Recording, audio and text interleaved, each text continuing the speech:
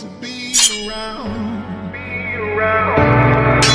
Stay by me now.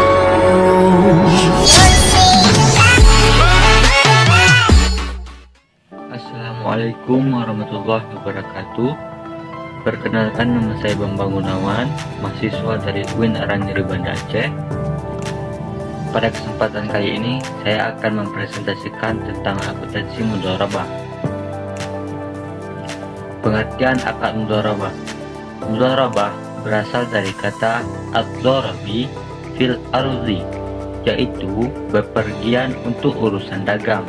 Disebut juga qirad, yang berasal dari kata al-qardu yang berarti potongan. Karena pemilik sebagian hartanya untuk belajar dan memperoleh sebagian keuntungan. Secara teknis, mudharabah adalah akad kerjasama usaha antar pemilik dana dan pengelola dana untuk melakukan kegiatan usaha. Laba di bagian atas dasar nisbah bagi hasil menurut kesepakatan kedua belah pihak. Sedangkan bila terjadi kerugian akan ditanggung oleh pemilik dana kecuali disebabkan oleh kesalahan, kelalaian, atau pelanggaran oleh pengelola dana. PSAK nomor 105/18 memberikan beberapa contoh bentuk kelalaian pengelola dana, yaitu persyaratan yang ditentukan dalam akad tidak dipenuhi, tidak terdapat kondisi di luar kemampuan, force majeure, yang lazim atau yang ditentukan dalam akad, atau merupakan keputusan hasil dari institusi yang berwenang. Akad mudharabah merupakan suatu investasi atau investasi yang didasarkan pada kepercayaan. Kepercayaan merupakan hal yang terpenting dalam akad mudharabah, yaitu kepercayaan dari pemilik dana kepada pengelola dana. Oleh karena itu, kepercayaan merupakan tidak penting terpenting. Maka mudharabah dalam istilah bahasa Inggris disebut trust financing. Kedua, jenis akad mudharabah. Dalam PSAK, mudharabah diklasifikasikan ke dalam 3 jenis, yaitu mudharabah mutalaqah, mudharabah muqayyadah, dan mudharabah mustarakah. Berikut adalah pengertian masing-masing jenis mudharabah. 1. Mudharabah mutalaqah.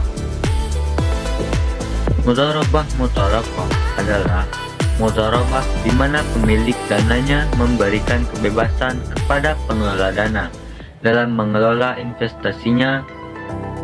Mudharabah ini disebut juga investasi tidak terikat. Jenis mudharabah ini tidak ditentukan masa berlakunya, di daerah mana usaha tersebut dilakukan. Tidak ditentukan line of trade, line of industry, atau line of service yang akan dikerjakan. Namun, kebebasan ini bukan kebebasan yang tak terbatas sama sekali. Modal yang ditanamkan tetap tidak boleh digunakan untuk membiayai proyek atau investasi yang dilarang oleh Islam, seperti untuk keperluan spekulasi, perdagangan minuman keras, sekalipun memperoleh izin dari pemerintah, peternakan babi, ataupun berkaitan dengan riba dan lain sebagainya.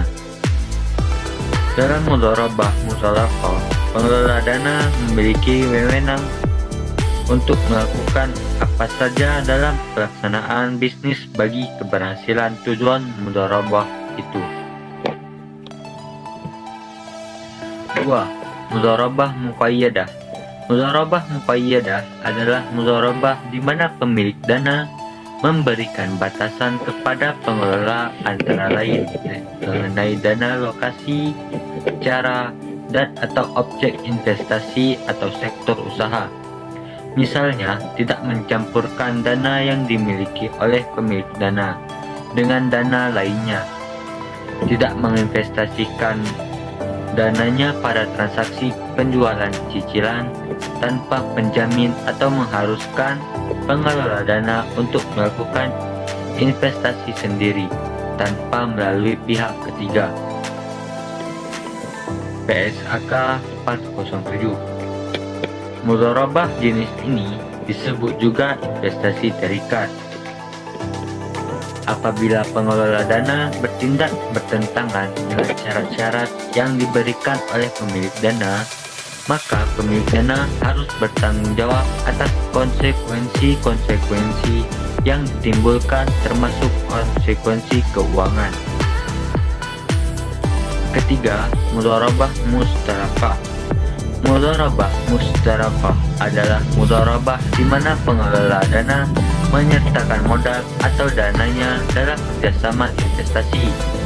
Di awal kerjasama, akad yang disepakati adalah akad mudharabah dengan modal 100% dari pemilik dana. Setelah berjalannya operasi usaha dengan pertimbangan tertentu dan kesepakatan dengan pemilik dana, pengelola dana ikut menanamkan modalnya dalam usaha tersebut. Jenis mudharabah seperti ini disebut mudharabah mustarakah, merupakan perpaduan antara akad mudharabah dan akad musyawarah. C. Dasar syariah. Sumber hukum akad mudharabah. Yang pertama adalah dari Al-Quran. Apabila telah ditunaikan salat, maka bertebaranlah kamu di muka bumi dan carilah karunia Allah. Quran surat ke-62 ayat 10. Yang kedua, As-Sunnah dari Sa'id bin Su'aib radhiyallahu anhu bahwa Rasulullah Shallallahu alaihi wasallam bersabda, 3 hal yang di dalamnya terdapat keberkatan: jual beli secara tangguh, muqarradah atau mudharabah, dan mencampur adukkan dengan tepung untuk keperluan rumah, bukan untuk dijual. Hadis riwayat Ibnu Majah. D. Prinsip pembagian hasil usaha. Pembagian hasil usaha mudharabah dapat dilakukan berdasarkan pengakuan penghasilan usaha mudharabah. Dalam praktik dapat diketahui berdasarkan laporan bagi hasil atas realisasi penghasilan hasil usaha dari pengelola dana. Tidak diperkenankan mengakui pendapatan dari proyeksi hasil usaha. Untuk menghindari perselisihan dalam hal biaya yang dikeluarkan oleh pengelola dana, dalam akad harus disepakati biaya-biaya apa saja yang dapat dikurangkan dari pendapatan. E. Perlakuan akuntansi. Akuntansi untuk pemilik dana. Yang pertama, dana mudharabah yang disalurkan oleh pemilik dana diakui sebagai investasi mudharabah pada saat pembayaran kas atau penyerahan aset non-kas pada pengelola dana. 2. Pengukuran investasi mudharabah. 3. Pengukuran penurunan nilai jika investasi mudharabah dalam bentuk aset non-kas. 4. Kerugian. 5. Hasil usaha. 6. Akad mudharabah berakhir. 7. Penyajian. Dan 8. Pengungkapan. Selanjutnya, akuntansi untuk pengelola dana. Pertama, dana yang diterima dari pemilik dana dalam akad mudharabah diakui sebagai dana syirkah temporer sebesar jumlah kas atau nilai wajar aset non-kas yang diterima. 2. Pengukuran dana syirkah temporer. 3. Penyaluran kembali dana syirkah temporer. 4. Kerugian yang diakibatkan oleh kesalahan atau kelalaian pengelola dan diakui sebagai beban pengelola dana. 5. Di akhir akad. 6. Penyajian. Baiklah, sekian presentasi saya pada